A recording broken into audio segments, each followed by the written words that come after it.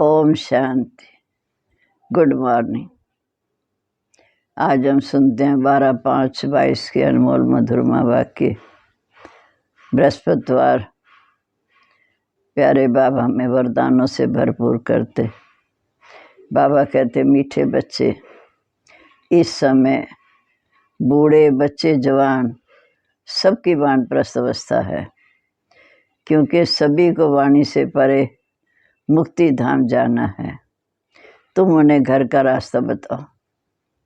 प्रश्न है, बाप की श्रीमत हर बच्चे के प्रति अलग अलग है, एक जैसी नहीं। क्यों? क्योंकि हर बच्चे की नब्ज देख, सर्कमस्टांस देख बाप श्रीमत देते हैं।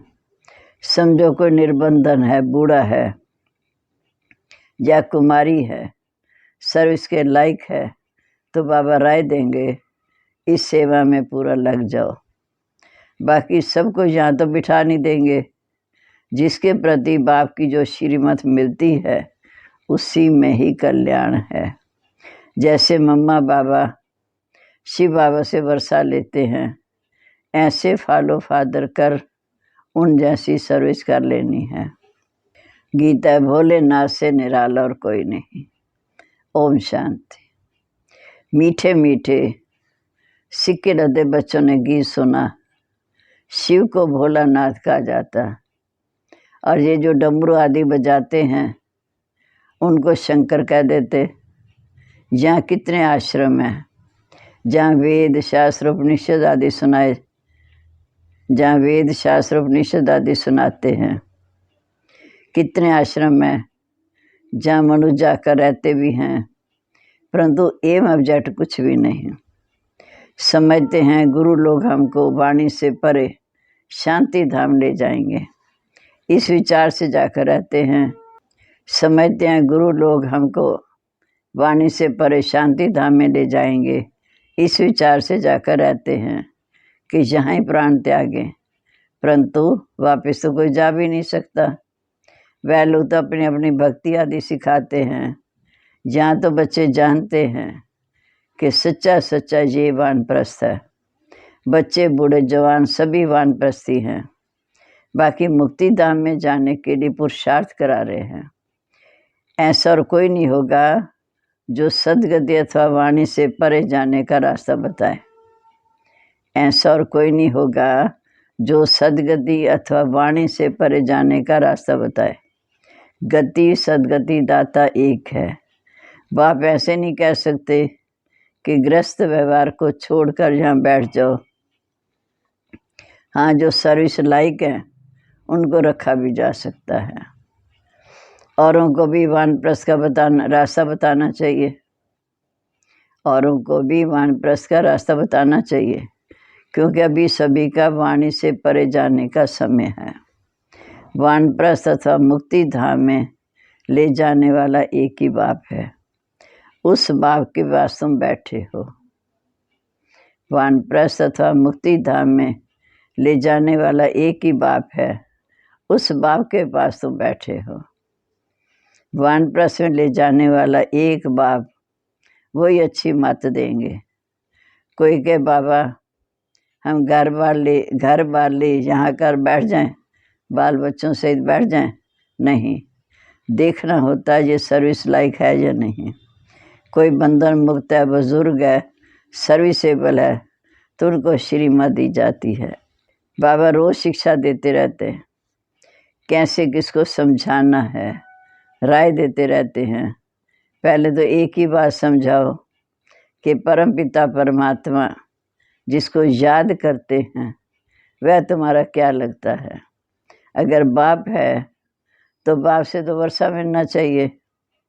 तुम तो बाप को जानते नहीं हो, कह देते हो सब में भगवान है, कण कण में भगवान है, फिर तुम्हारा क्या हल होगा। अभी तुम बच्चे जानते हो कि हम बाबा के सन्मुख बैठे हैं। बाबा हमको लायक बनाकर, कांटे से फूल बनाकर साथ ले जाएंगे। बाप तो कितना सहज रास्ता बताते हैं, सेकंड में जीवन मुक्ति गाई हुई है। बाबा कहा माना तुम जीवन मुक्त हो गए, वर्षे के अधिकारी हो गए। बाबा पहले पहले अपने घर ले जाते हैं, तुम सब अपने घर को भूले हुए हो। कहते हैं गॉड फादर सब मैसेंजर्स को भेज देते हैं, सब धर्म पिताओं को भेजते हैं बाप का संदेश देने के लिए, धर्म स्थापन करने के लिए। ऊपर से भेज देते बाप, धर्म स्थापन अर्थ भेज देते तो उनकी संस्था भी उनके पीछे आने लगती है, उस धर्म की आत्माएं भी उनके पीछे आती हैं। पहले पहले देवी देवताओं की संस्था, पहले पहले आदि सनातन देवी देवता धर्म वाले श्री लक्ष्मी नारायण आएंगे अपनी प्रजा सहित, और कोई प्रजा सहित नहीं आते। वह एक आएगा, फिर दूसरा तीसरा आएगा। यहाँ तुम सब तैयार हो रहे हो बाप से वर्षा लेने। ये स्कूल है, स्कूल में रहते एक घड़ी आधी घड़ी, आधी की बुनियाद। एक सेकंड में तुमको सिर्फ बताते हैं कि परमपिता परमात्मा को याद करो, उनसे तुम्हारा क्या संबंध है। मुख से कहते भी हैं परमपिता, वह तो सबका बाप है, क्रिएटर है। मुख से कहते भी हैं परमपिता, वह तो सबका बाप है, क्रिएटर है। बाप स्वर्ग का रचता है, तो ज़रूर स्वर्ग की बादशाही देंगे। भारत को दिया हुआ है, नर से नारायण बनाने वाला राजयोग मशहूर है। नर से नारायण बनाने वाला राजयोग मशहूर है। ये सत्यनारायण की कथा भी है, अमर कथा भी है, तीसरी की कथा अर्थात तीसरा नेत्र मिलने की कथा भी है। तुम बच्चे जानते हो कि इस समय बाबा हमको वर्षा दे रहे हैं। बाप श्रीमत देते, उनकी श्रीमत में ज़रूर कल्याण होगा। बाबा हर एक की नज़र देखते हैं, उनको जिसको कोई बंधन नहीं, सर्विस भी कर सकते हैं। बाबा लाइक देकर फिर डायरेक्शन देते हैं। सर्कस डांस देख कहा जाता है तुम यहाँ रह सकते हो, सर्विस भी करते रहो। जहाँ जहाँ ज़रूरत पड़ेगी, प्रदर्शनी में तो बहुतों की ज़रूरत पड़ती है, बुजुर्ग भी चाहिए, कन्या भी चाहिए, सबको शिक्षा मिलनी चाहिए। ये है पढ़ाई। भगवान वाच, भगवान कहा जाता है निराकार को। तुम आत्माएं सब उनके बच्चे हो, गाते भी हैं पतित पावन बाप है, तो ज़रूर जहाँ कर पावन बनाएंगे। तुम बच्चे जानते हो कि इस समय बाप आकर हमें पति से पावन बना रहे हैं। बाप कहते मेरे 5000 वर्ष के बाद फिर से आकर मिले हुए बच्चे, कल पहले भी मिले, फिर से आकर मिले हुए बच्चे, तुम फिर से वर्षा लेने आए हो। जानते हो राजधानी स्थापन हो रही है, तुम फिर से वर्षा लेने आए हो। जानते हो राजधानी स्थापन हो रही है। जैसे मम्मा बाबा शिव बाबा से वर्षा लेते हैं, हम भी उनसे लेते हैं। फॉलो करो, मम्मा बाबा जैसी सर्विस भी करो। मम्मा बाबा नर से नारायण बनने की कथा सुनाते हैं। जानते हो वही सूर्यवंशी फिर चंद्रवंशी भी बनेंगे। पहले तो सूर्यवंशी में जाना होगा।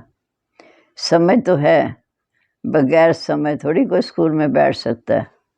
बाबा श्रीमत देते हैं, हम जानते हैं इनमें बाबा की प्रवेशता है, नहीं तो प्रजापिता कहाँ से आया।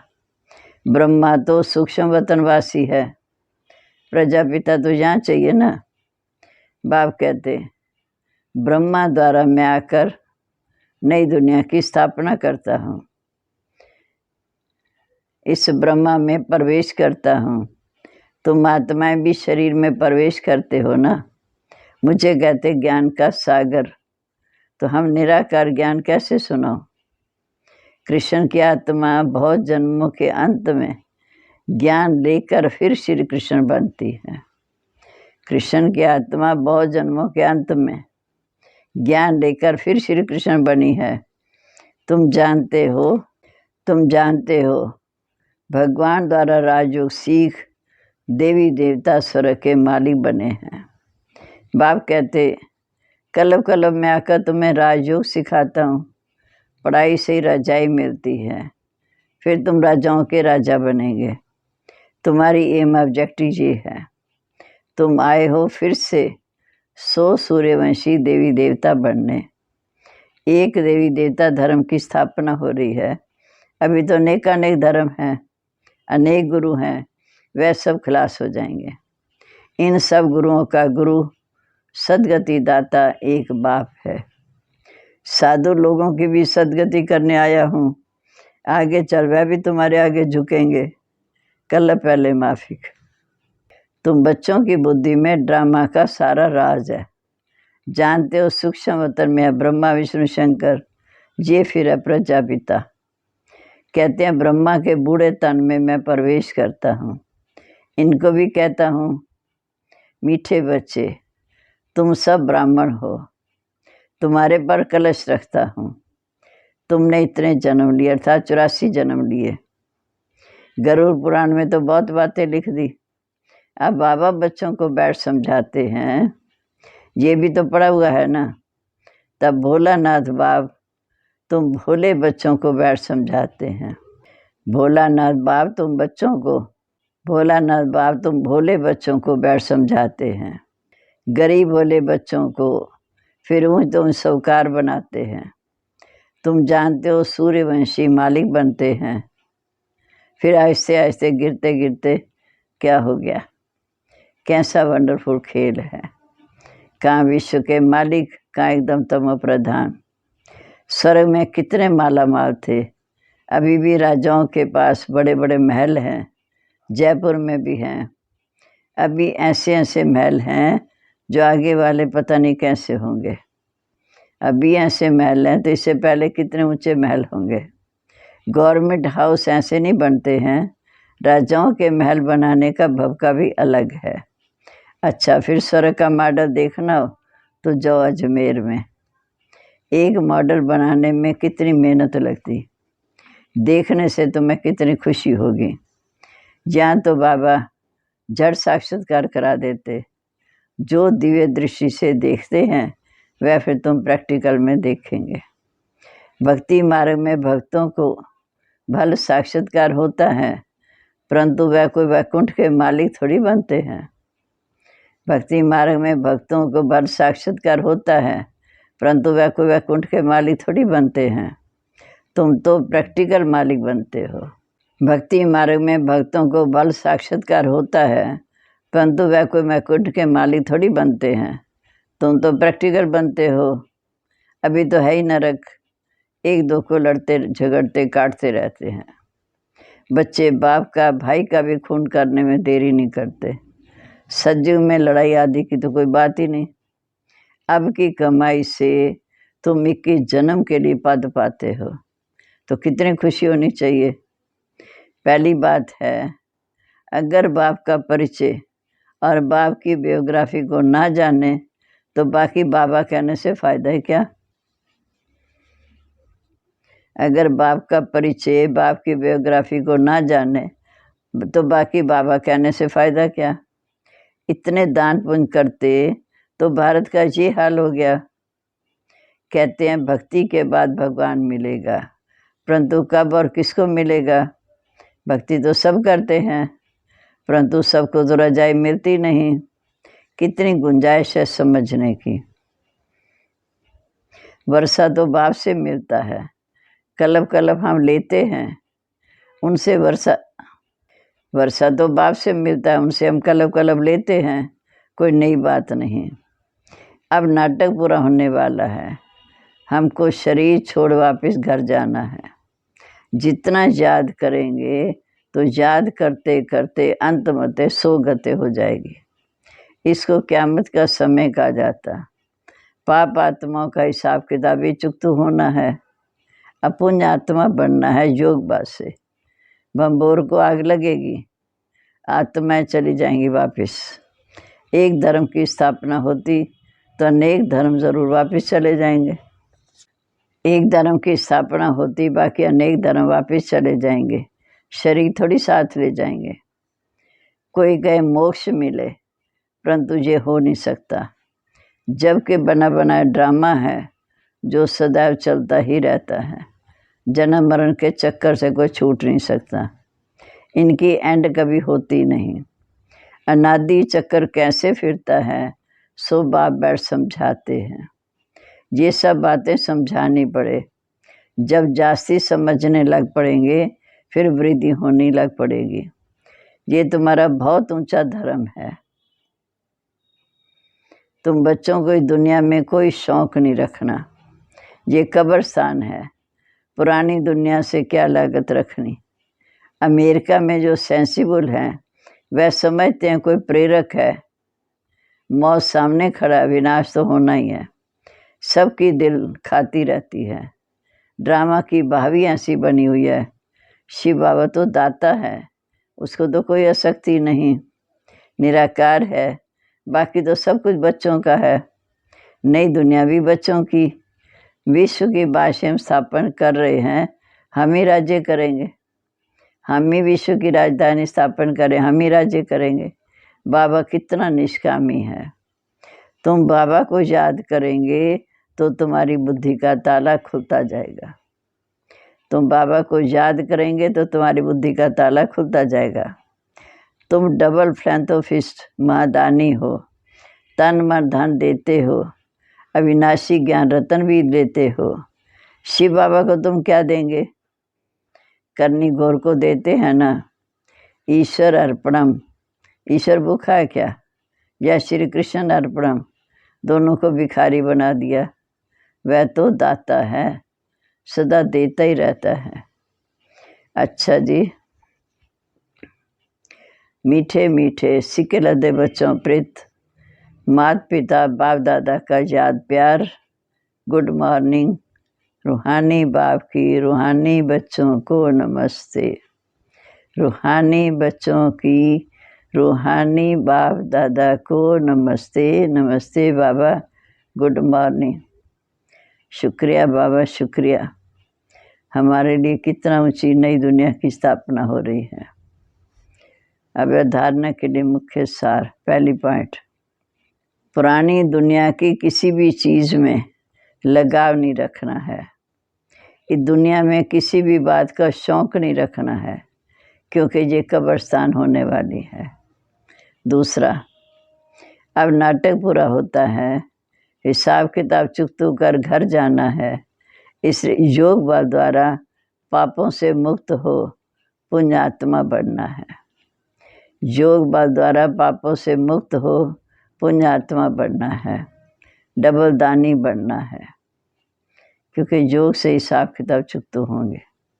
अब आज का वरदान, खुशी की खुराक द्वारा मन और बुद्धि को शक्तिशाली बनाने वाले अचल अडोल भव।